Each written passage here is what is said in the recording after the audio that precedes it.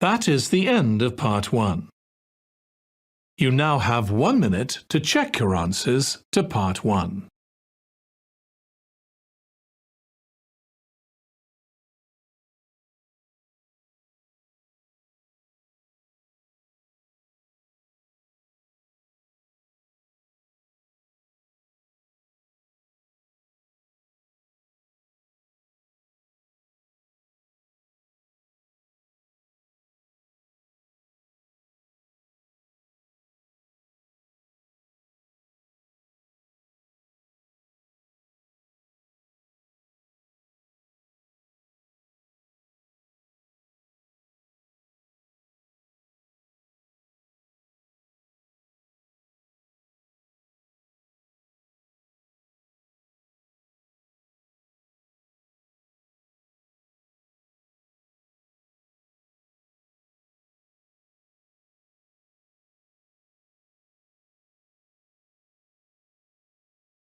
Part 2. You will hear a talk about opportunities for temporary jobs. First, you have some time to look at questions 11 to 15.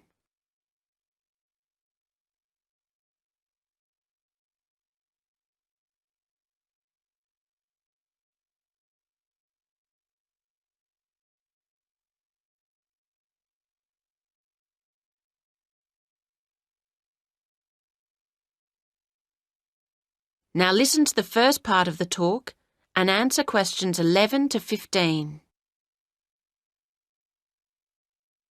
I'd like to welcome you to the presentation.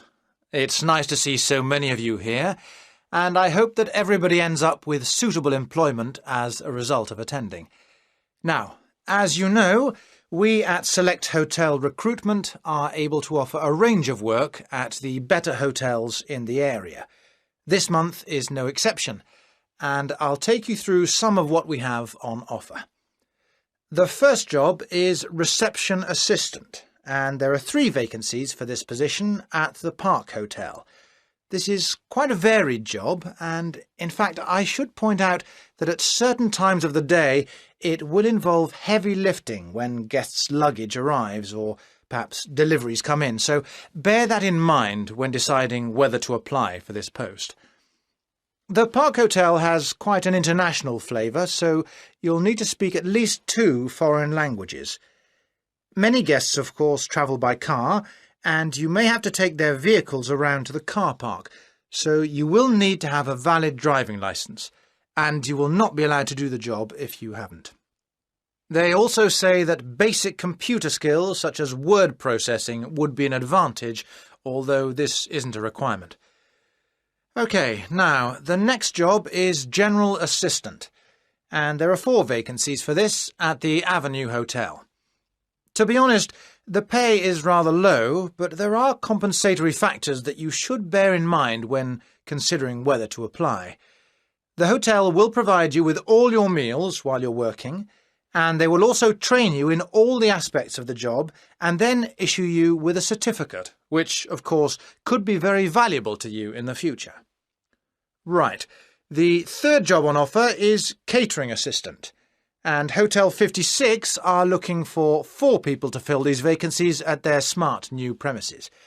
As you know, this hotel is popular with exclusive travellers, and so you'll need to wear the distinctive staff uniform, which you're provided with.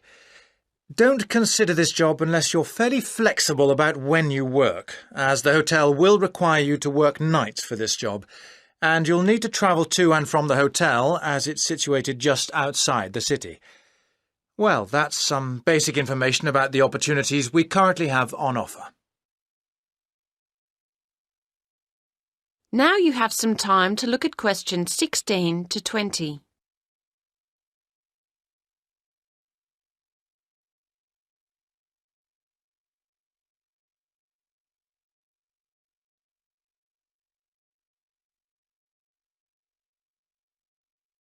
Now listen to the rest of the talk and answer questions 16 to 20.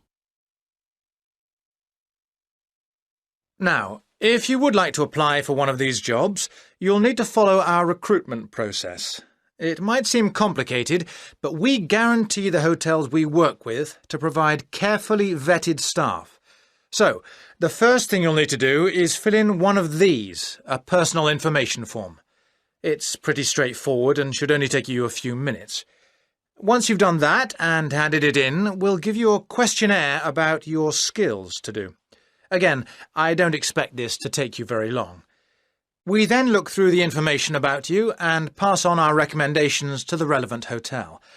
Hopefully, you'll be accepted by your chosen hotel. Assuming you are, you will then proceed to the next step of the process and attend a general course of training. This is designed to be helpful and realistic, so an important part of the course is role-play activities. You should have some fun while you learn. OK, and after that, the final step is that you'll be contacted by the hotel you're going to work for, and they'll post you a video about themselves and the work involved. Watching this will constitute further specific training for your job. Well, I hope that's reasonably clear at this stage. Are there any questions on what I've said so far?